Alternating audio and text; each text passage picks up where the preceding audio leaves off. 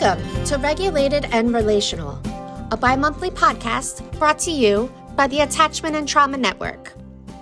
In this episode, Juli and Ginger talk with Hilary Jacobs Hendel and Dr. Juli Fraga to discuss their brand new book, Parents Have Feelings Too. Let's jump right in. Hi, everyone. Welcome back to Regulated and Relational, our podcast produced by the Attachment and Trauma Network. I'm Ginger Healy. And I'm Julie Beam. And we're excited to share with you from both our personal experience and our professional knowledge what it truly means to be attachment-focused, trauma-informed, and how we can help children impacted by early childhood trauma. And today, as you can see, we have two guests in our studio to talk about their new amazing book that I know you will all want to get your hands on. So Julie Beam, can you introduce us to Hilary and another Julie? Yes, I would love to. Hilary Jacobs Hendel is an author of the award-winning book, It's Not Always Depression, Working the Change Triangle to Listen to the Body, Discover Core Emotions, and Connect to Your Authentic Self. That's published by Random House. She's a certified psychoanalyst, an AEDP psychotherapist and supervisor, and she's published articles in the New York Times, Time Magazine, Oprah.com, and her blog is read worldwide. She is the co-developer of the Emotions Education 101 curricula for adults and teens, and she's the co-author of the new book that we're going to talk about today. So I'm so happy, Hilary, because we just talked about before we got on the air that we've known each other for a long time, but we've really not ever met face-to-face like this. So welcome. It's really nice to have you. Thank you. It's great to be here. And her partner in crime, if you will, is Juli Fraga. She is a psychologist and parenting educator. She's contributed to national outlets like the New York Times, Parenting Magazine, and NPR. She's also on the medical advisory board of Baby Center and teaches classes to expectant parents at the University of California, San Francisco, the UCSF Hospital. So welcome, Julie. Thank you so much. Have you here as well. Thank you. We are really both so happy to have you both here, especially to talk about this book, because it's just going to be so applicable to our listeners. It's a practical guide with the goal to teach parents how to understand and process their own emotions, which in turn will help them teach valuable life-changing skills of emotional intelligence to the next generation. That's, oh my gosh, right? Exactly what. Let's start, Ginger, by asking them to tell us the title, because we haven't said the title. I should have done that. So tell us the title and tell us why you wrote this book, why you wrote it together. Let's just dive into this book. Who wants to go first? Great. So the book is called Parents Have Feelings Too. And a little backstory on how the book kind of came to be. I met Hilary 10 years ago after I read her wonderful op-ed in the New York Times called It's Not Always Depression. And I reached out to her to talk with her as a therapist, but also as a freelance writer. And we just started collaborating. I read her book once it came out, and I really just started applying the tools in the change triangle in my personal life as a parent. At that time, my daughter was younger. And then I guess over the course of, I think it was like the pandemic, Hilary and I were collaborating on some op-eds we were writing, and then just recognizing kind of the stress of the moment for families. We know that like parents over 90% are feeling burnt out these days. A majority feel guilty, numerous times a week. The mental health of especially mothers is on the decline. And so we started talking about what if there was the change triangle tool, and what if there was a book to teach these skills, especially to parents, so that it could help them work with their own emotions so that they didn't unknowingly pass on their own, right, kind of relational wounds to their kids. So that's so important. That's it. What a great reason to write a book. Yes, and of course, if I can just add that in working as a psychotherapist, so we're working with parents who themselves are kids, and we're working on their relational wounds, and we're working with Mhm. younger late teens and kids in their 20s who are talking about their parents, and it's just the what you see, what comes up Yeah. in people that are um, holding them back and making them feel bad. And we know from the type of work we do, which is with emotions and attachment, AEDP is a type of psychotherapy that focuses on the transformational power of emotions, which nobody knows about. And Mm, within a secure attachment, mhm. all sorts of good things happen. So we Mm, get Right. conviction in what we're saying and teaching. yeah. Yeah.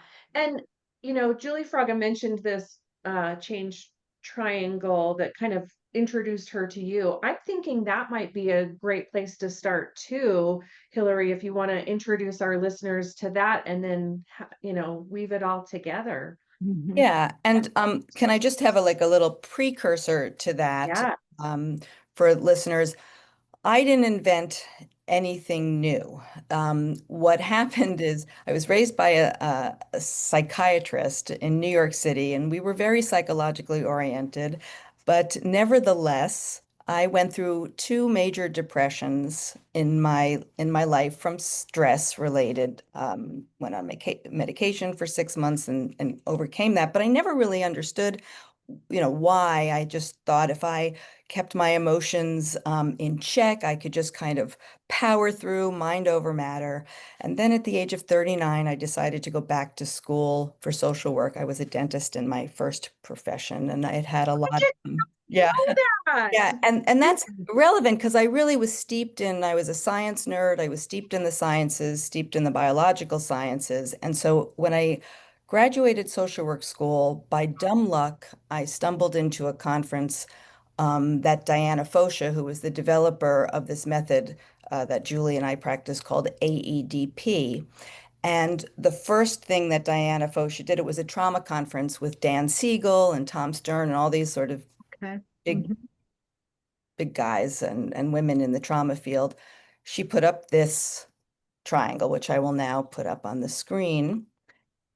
And for the Awesome. first time in my life, I understood myself and I just had an epiphany. Now, I realize that doesn't happen to everybody, but I think because of my medical and biological education, I was just ripe for what I was hearing. Mhm. So this triangle was adapted from the AEDP literature and the short-term dynamic psychotherapy scholarly literature. And when I saw it, it was called the triangle of experience in AEDP.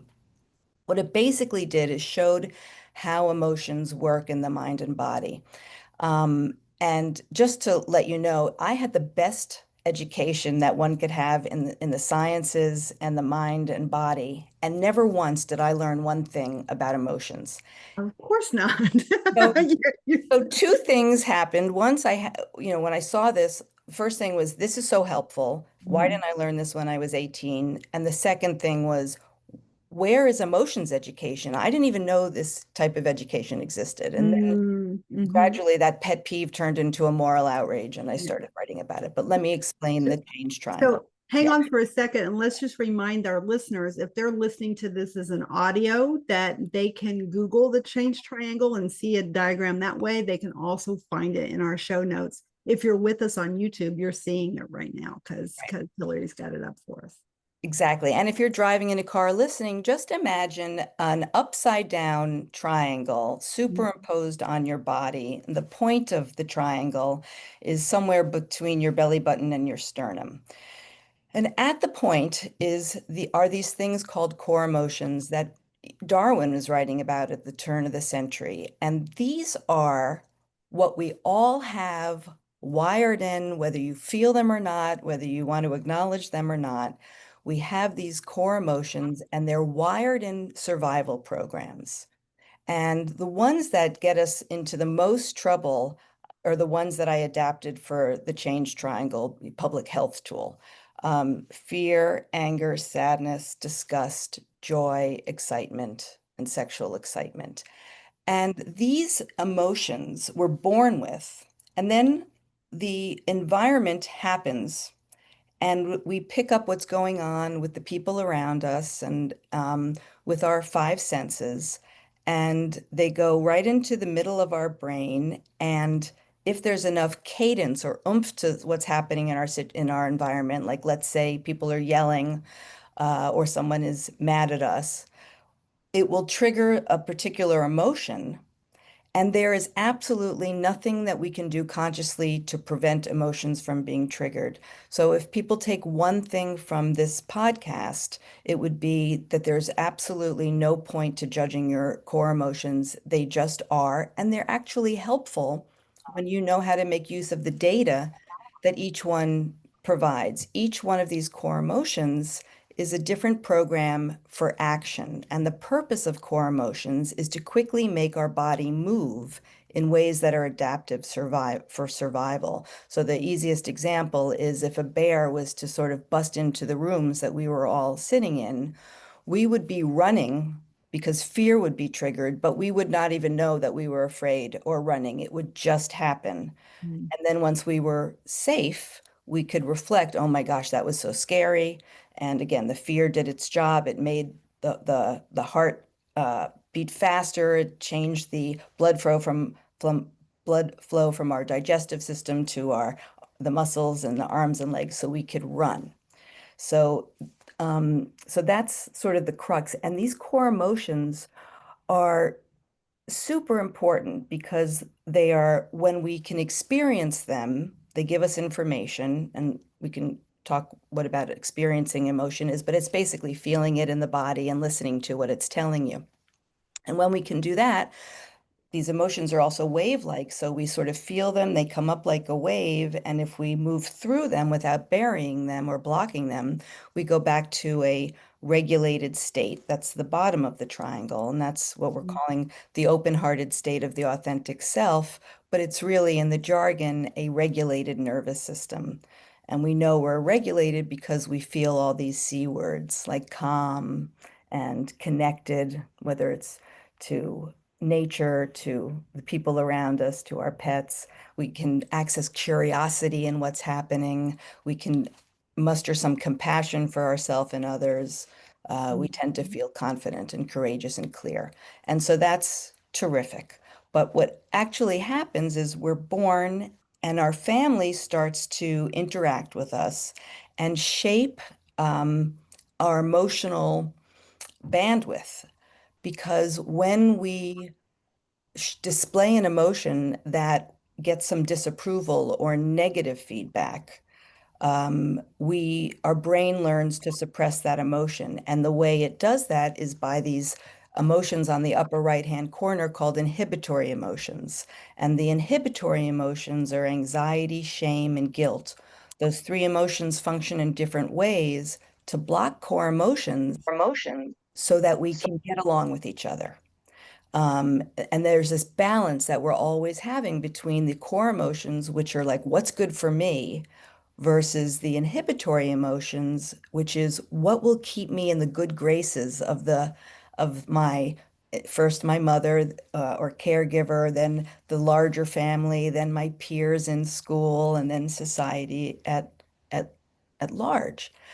And so what happens if we come in, and we're all born in families where our parents didn't know about emotions, and it's not their fault. It's just there was no such thing as emotions education. Now it's beginning. But what happens is when we squash those core emotions, they still want to come up. They have energy that pushes up for expression. Then we have these inhibitory emotions trying to push them down.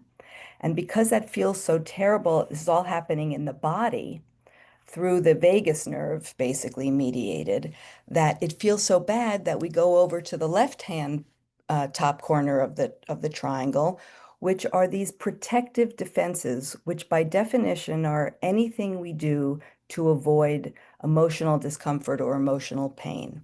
And these defenses are brilliant. We don't think of them as pejorative. We don't accuse people of using defenses in a negative way. We value defenses and we all use them. It's just that What the change triangle shows you is how it's all working so that at any given moment of the day, we can recognize what state we're in. And ultimately, what we want to do is be able to reconnect with the core emotions that we learned that weren't okay. Like many women struggle with anger because it's not nice to be an angry woman, right? These are kind of the social tropes. Or my heart goes out to men who are socialized out of feeling the tender emotions like fear and sadness, and we can relearn because the brain can always rewire from birth to death, with neuroplasticity. So this is just a map to teach you how emotions work in the mind and body, and to show you when you're feeling a symptom, right, which the defenses are often the symptoms, whether you're anxious chronically or depressed.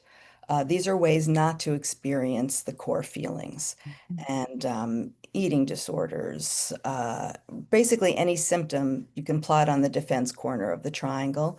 And by working our way back down to feeling our core emotions and learning how to experience them, which as adults we can do more easily than with children that have immature nervous systems. And that's why we want to start with children from the get-go about our parents have to be comfortable with their own emotions so they're comfortable with their children's emotions and can validate them as they teach and corral proper behaviors. It's not one or the others, one or the other. Mm. We move up the triangle from birth to adulthood, and then most of us are living on the top of the triangle, oscillating between defenses and shame and guilt and anxiety. And the goal is to be able to relearn how to feel our feelings so that we feel much calmer and much better and can use that information for living and for helping our children, and not being so triggered by our children's emotions as well. I love that. And I love that it's called open-hearted state of the authentic self, because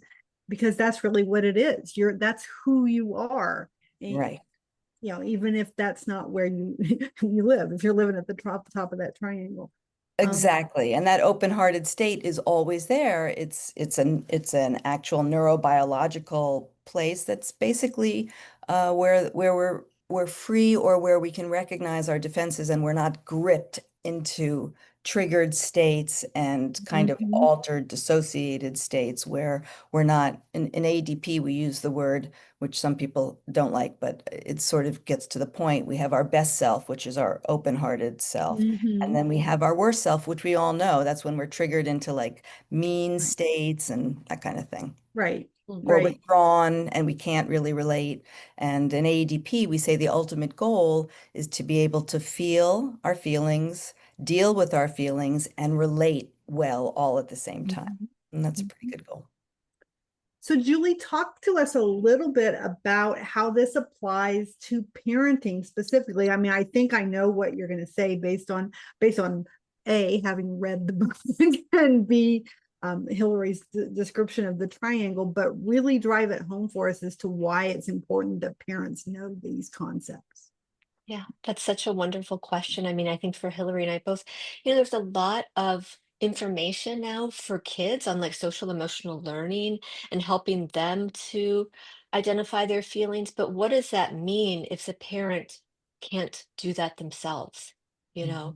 And so really the change triangle is an emotional compass that provides a map for the parent so that they can recognize when they're getting dysregulated, gives them tools, which they'll learn in the book in terms of how to calm the body, how to recognize the physical sensations that show up in the body as signs of an emotion, anger that might show up as tense, having a tense jaw, anxiety that shows up in tension in our chest, and then provides a map on what to do next. Because we know from years of research that when parents, or when any of us are calm and not in a dysregulated state, right? We're at the bottom of the triangle, we're in the open-hearted state, we can respond to our kids and ourselves with calm. We have compassion, we have curiosity to say, oh, what's going on for me right now? Or, gosh, what might be going on for my kid right now? And we can just meet life's kind of challenges and stress with our best self, kind of using that great term from AEDP. Oh, there's so much there. I I first of all loved, Hilary, when you started off saying, I discovered this because I was on a journey myself, right? And so I just think taking the shame out of, like, there are so many struggling with this. And in fact, I think I read a statistic that you had given me, something about 1 in 5 moms experiencing, anxiety and depression. So just talking about it, just bringing the awareness so that we can then, like you said, follow the map. It's really about that awareness. So I loved that this is common and you're not alone and here's what to do next. But you're just speaking to me and so many of us that, Yes. and you're, to me, this feels accessible. This feels not overwhelming. It's making sense to me. I love, on a biological level, understanding what's happening, and then yeah, talk to us more about what it looks like in our day-to-day life, how to implement. Hey everybody, I'm Martin Sims, a member of the National Board of Directors of the Attachment and Trauma Network. And as our newest chair of our fundraising committee, I want to invite you to our second annual Trekking to Heal Trauma 5K. Now you can run or walk with us virtually from anywhere in the world in honor of World Trauma Day, October 17th. The Trek Day window is Friday, October 10th through Friday, October 24th to run virtually. We just need you to send us your photos and results. Now, 70% of the world, or people around the world, have had their lives changed by trauma. And studies show that childhood trauma leads to long-term health consequences in 1 out of every 3 adults. But together, we can bring the resilience, post-traumatic growth, and the hope. You can sign up as an individual, create a team of friends, or donate to support others trekking to heal trauma. Now, Trekking to Heal Trauma 5K registration is now open. Join us, and we can make a difference together. Thank you. Right. Well, one of the things I loved about the way this book is organized is you really used so many different ways to teach the concepts. Like there are personal stories and client stories about the different emotions, and like that really, and then you throw in all those little reflections, and you have a really clever name for them that's not in front of me, but The it was, self-awareness stretches. yes, the self-awareness I stretches. love that. Yeah. So it's like, so think about this, like think about how it applies to you, which is really important. But then you also come in with a lot of activities that are building, both for people as parents, and then also things they can apply for their children. So I think it's just brilliant that it's, you tell me, it sounds like it was designed not to be necessarily read cover to cover, but to just take bite-sized pieces and use them that way. That I need that. That feels doable. Yeah. So Yeah, and I think it can be read both ways. Probably, I mean, since I like to read books cover to cover, I would read it and then go back as needed. I got the broad-based picture. I did want to just add 2 things for people out there who might say, well, I'm depressed and I have a chemical depression, and or a lot of people say, well, are you against medication and those type of things? And I just wanted to clarify that that's not the case, and that whatever diagnosis you or members of your family have, this is just along with that what we maybe are not so think is such great form is making a diagnosis and giving medicine without working on the root cause. right. And there's always a combination of genetics and experience that informs how we feel. And even people with diagnoses like bipolar will benefit because there's stress on top of stress when you're dealing with stressful situations in life, whether it's health situations or just the environment. And to be able to even just know what you're feeling and put a name on it seems to just help everybody Yes, drop down. agreed. So I just wanted to put that caveat in. And then back to, the everyday sort of how you bring this information into like Is that what you asked, Julie? Yes. To Yeah, like, because now I'm anxious. I mean, Julie's read the book, and you can tell that I'm like, oh, I need this book. Mhm. And tell me now, where do I start? How do I begin? Um, I have a personal anecdote, but I wonder, Julie Fraga, how if you have something that you wanna that's coming to your mind. I mean, I guess maybe a personal story. Maybe Hillary and I could both share personal stories. I think that's Lovely. a nice way to bring it home. And I mean, I just also want to add, kind of personally, like I have done a lot of therapy kind of in my life, and I did years of psychoanalytic therapy, which was invaluable. And in my personal life, in terms of when I started using the change triangle, just something further really shifted for me in terms of kind of what I was able to do moment to moment and not kind of, react without knowing it, react and maybe snap at my husband or snap at my kid. And so an example, I guess, that I could share is, um, you know, parenting is full of loss. Our kids grow, they get older. There's a lot of sadness that comes with that. I'm in a place now where not so long, in a couple years, I will be an empty nester. My child will be, going off to college, and I can feel a lot of sadness around that. And, if I'm not in touch with that sadness, sometimes I can even feel it percolating inside of me. Maybe my child wants to go do something independently, and then I can feel, "Oh, well, you should, spend time with the family or whatever." And instead of opening my mouth and saying that, I can just kind of notice first what's coming up in my body. Okay, I'm having this tension kind of in my chest. I can take a few, we always talk about just grounding, taking a few really deep breaths, and then just putting language onto that sadness. Wow, I feel sad. I feel sad at this loss. Okay, this is my emotion. I don't need to put this onto my child. I need to be aware of this for myself. Um, what does the sadness tell me? Do I need to maybe talk with a friend or talk with my partner or just kind of do something to care for myself? And it's made such a world of difference, you know, in terms of just that awareness piece and um, having just a more harmonious, family life. So I hope Such that's a, wisdom. Such wisdom. useful, useful example.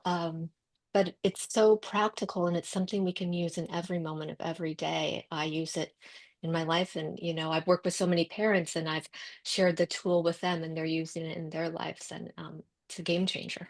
Mhm, mhm. Yeah, that whole pausing to really figure out, is this my emotion? That Mhm. curiosity piece, because it is so easy to just tangle all the emotions of our children, our colleagues, others with ourselves. So really parsing that out, I think, is super powerful and recognizing where it's coming from and why. Love that. Yeah, so Yes. helpful. And I think uh, an example for me, I'm really interested in the concept of like defenses, right? These things we do to protect ourselves Mhm. that I wasn't even aware of. And I was, again, steeped in psychoanalytic theory from both of my parents being interested in that. And so this kind of example, I think, can resonate with a lot of people. I was always accused, I was always very intense, and I was always accused by my family members of having a tone, like a little bit of a tone. And I would say, that's just the way I am. Mm, mhm. And then when I again saw the change triangle, it was like an epiphany. Oh, these emotions are being triggered, they're affecting my body, and they affect nonverbal. I think that's what really was interesting to me, Mm, is the effect on our nonverbal communication. mm, So it's like you can imagine maybe if you have like a somebody you love and whose approval you want saying I love you with a scowl on their face and a mean negative tone, you're not going to really believe that. mm. That nonverbal communication is so much of what we are communicating to our family members. And if we're not aware, it's not that we're going to stop doing that. Also, we're not going to stop having emotions. So it's all about how you deal with these things once they're coming up. Mhm. And so once I learned uh, about defenses, I started to get curious about this tone, and I knew that this tone had to do with stress. And underneath my stress, I could identify kind of a defensive anger. I named it my angry Mhm. tightness. But Mhm. really underneath that was this feeling of either being afraid. So when my children were having their own feelings, when they were feeling bad, let's say something happened in school that didn't go well with peers or with their homework or something like that, I had no idea that I even had emotions. But I was triggered to being fear. What am I supposed to do? Triggered to guilt. Did I do something wrong that this is happening to my kid? Triggered to shame that everything wasn't perfect. Triggered to anger because why are you guys doing this, making me feel bad? Why is everybody doing this to me? And the whole constellation of emotions was making me tense and creating that kind of controlling, angry tightness where maybe I would start to clean up everything around my house. And so what's interesting about the change triangle is, and when I go around teaching emotions education, I really emphasize I want people to keep it simple as just learn the three corners of the triangle and that these are what's happening to us at any given moment of the day. But that if you want to work it, it's a lifelong process and it's infinitely complex. As I just gave a very complex example, that we can have our children trigger us constantly. And it's Mhm. not just one emotion often, it's the joy and the love mixed with the anger and the sadness and the anxiety on top of it all. And Mhm. it's making us behave in ways where we're trying to fix it instead of pause and sleep Right. on it. Right. And I wish I had had this tool when I was a young mother and not when my children were older, because I would have not whipped into action so fast to solve problems and fix things. Yes. Mhm. And that makes me sad, but it also fuels my desire Yeah. to teach it to other people so that they can have a little more knowledge under their belt because Right. that Right. knowledge is really helpful. Well, one of my personal favorite parts was when you started talking about that defense and to if you had something like your tone, to give it a persona, to give it a name.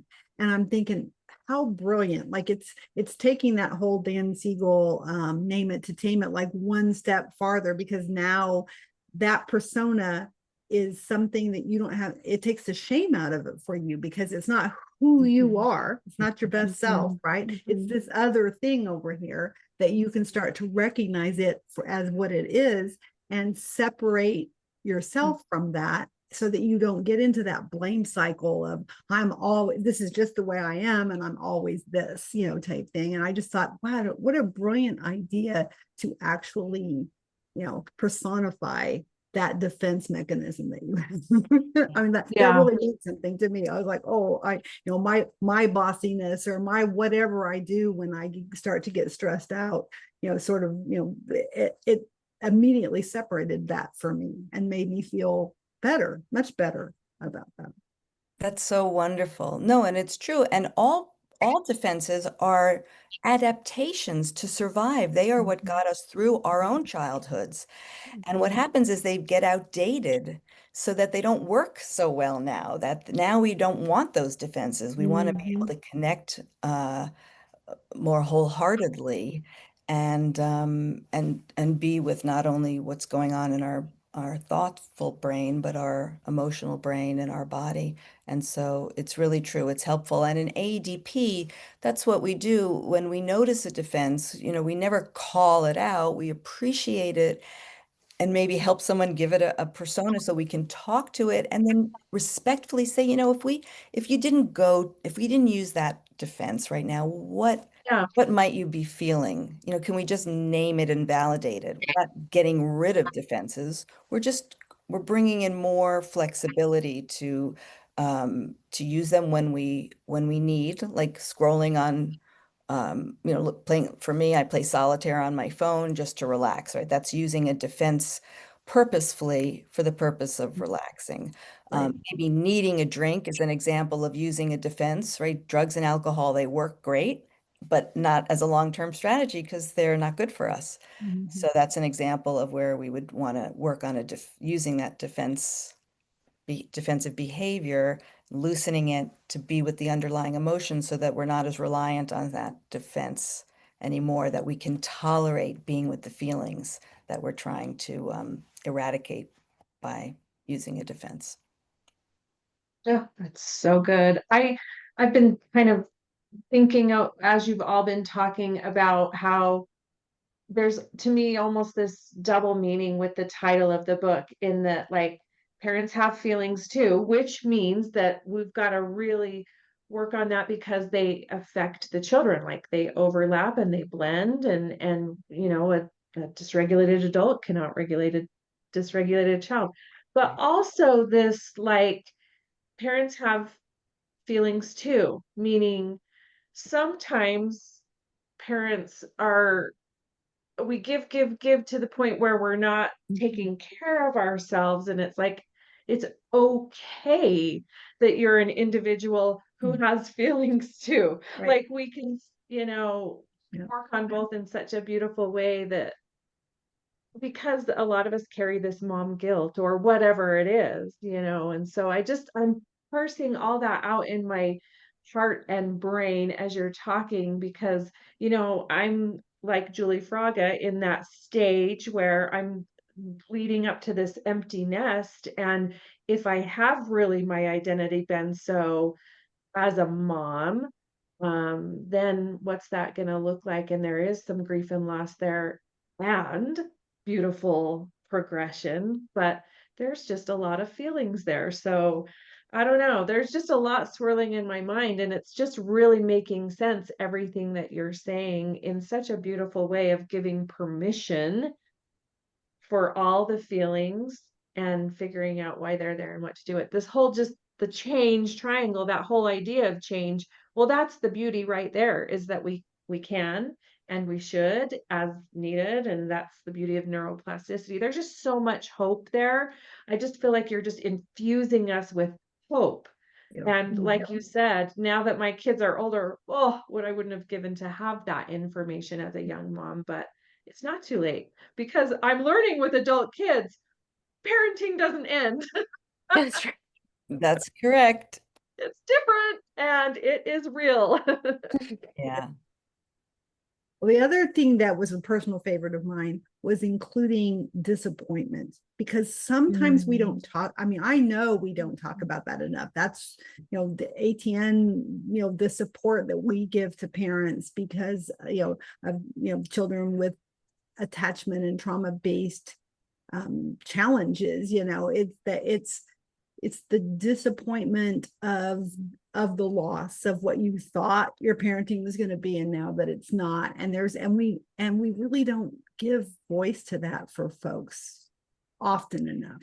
That it's, like you said in the beginning, it's an emotion like all of the other emotions, and it is what it is. It's not, we don't judge it as being good or bad, but how wonderful that you pulled that out as well and focused in on that. So, what else do you want the listeners today to know about your book?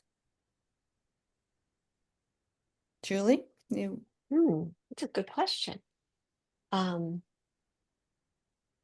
mean, I guess we'd want everyone to know that we wrote it with parents in mind, and we hope that it's a guide to your emotional life, and that we've written it with mothers and fathers in mind.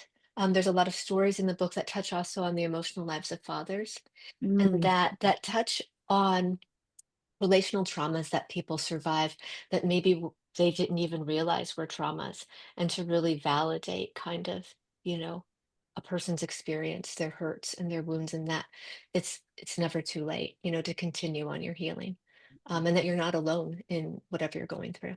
So Love that. yeah. And then I guess I'll just add that it's confusing, right? Because most parenting books are like kind of how-to guides. Like parents want answers for what do I do? What do I do? And it's both, maybe it's like it's like a breath of fresh air that in many, many cases, you don't have to do as much as you thought, that we're really kind of backing up from what do I have to do and how can I be with my child to undo their aloneness in the face of emotions. So what happens is often kids have emotions. They bring them to their parents early on. This is before they've learned to be inhibited. And if parents come prepared, new parents, as well as it's never too late, to anticipate that your children will display emotions, and there's really a critical crossroads at that point, a fork in the road, that you can shut that down because they make you anxious, because you have no education and you haven't kind of learned about emotions to know that emotions are I mean, I think this is like the crux of the biscuit, that an emotion is an internal experience only. You can have that experience and then decide what action to take. But often there's no action required. So, for example, I was raised by, I really had a wonderful mother that was patient and loving and affirming, but she didn't do sadness. And so whenever I was sad, she tried to cheer me up. Such a good intention. But the result of that was I learned, I didn't really know how to cope with sadness, and I buried sadness with anxiety. So anytime as I got older, somebody was sick or somebody died, I really couldn't deal. It made me highly anxious. And so I had to, one of my epiphanies was learning that that when there's a loss, that it's natural, everybody experiences sadness, whether you block it or you're with it, and that I could learn to have permission to be sad and move through my sadness at sadness's own pace, right? These things resolve if we get out of their way and we don't try to suppress our emotions, they will resolve. So it's the same thing with kids, that when, if you understand how the change triangle works, when your kid says, you know, I'm feeling sad, or this person did this and it really hurt me, that a parent can really just be there and say, ah, yeah, I get it. That sucks, as opposed to doing anything else. And some parents may know this intuitively. I did not. I felt like I was supposed to take the sadness away. Right. You were going to fix it in I some was way. going to fix it. Mhm. Same thing with anger, same thing with fear. That it is so underrated to just feel the connection to the child who's experiencing even bullying. There's a time to intervene, but to say, you know, that's not about you. To understand your emotions and to understand your kids' emotions is to understand other kids and other adults' emotions, to be able to say, people bully because something isn't right in them and they need to sort of elevate themselves and feel powerful. This has nothing to do with you. You are awesome. And I'm so sorry that that happened to you. And let's, you know, how can I support you? Asking that question, you know, is there some way, is there something that we can figure out together? Or let's sleep on it and see how you feel tomorrow. But this idea of slower is faster. Always, and not a knee-jerk response. And for a parent to recognize when they're having a knee-jerk shift, that awareness, when I was kind of calm and going about my day, what am I going to make for dinner, into my kid just brought me something and now I'm like, I feel my tension. Right. It's the time to slow down, even though the impulse of our emotions is to act. And again, just reading about that and the awareness about that in other people's stories and then practicing yourself, it's life-changing. Yeah. It's a game changer, as Julie said. Yeah. Yeah. Yeah, I can see that, and I feel that you're talking about co-regulating, which we are big on. You're talking about feeling the feelings, and I mean, you're really echoing everything. And this is really connection and relationships. And so as I'm thinking about our listeners, you know, you're in the title as parents, but really this book is for everybody. I mean, educators would benefit so much from understanding their students' feelings and understanding their own feelings and how that impacts all the relationships in the building. So, oh, I wish we had more time, but I knew we would run out, and this is amazing. So thank you for all of this goodness that you have shared with us. And we will link the book Here. and how to get a hold of you. There it Beautiful. is. Perfect. You can see the In the subtitle is a guide to navigating your emotions for your, so you and your family can thrive. And that's what the book cover looks perfect. like. Perfect. Yeah. Yeah, we will link it in the show Hope notes. everybody We reads it. will link it Yeah. in our Yeah. bookstore so Uh-huh. that folks know about this book and get to experience the change triangle from a parenting perspective. And it was so lovely to meet you both in person as opposed to just on emails and phone calls, and to see you and learn more about this and share our passions around helping parents. You guys have done some important things in this book. Thank you. Thank And you so much. so wonderful to be here and Mhm. wonderful to share these tools. And just want to also just say that we wrote the book to be an easy read, right? No jargon, Mhm. right? Yeah. Just like no psychobabble, just kind of just easy, straight talk. So even teens can understand it. Oh, so good. Yeah. I agree. It's gonna and it's one that I want on my shelf to come back to, because each, the chapters of the emotions and things, just to really dig in from time to time. I think it's a wonderful resource. Yeah. Thanks so much for you. having us. Thank you for having us. Yeah. And thank you everybody for listening. And we'll catch you on the next episode. That's a wrap for today's episode of Regulated and Relational. In our next episode, Juli and Ginger talk with Rick and Doris Bowman about their brand new book, Your FBA is a Fantasy. A special thanks to Joe Kramer for donating the music. To learn more about the Attachment and Trauma Network, visit us at www.attachtrauma.org. I'm Lauren Cassis, and as always, thank you for listening.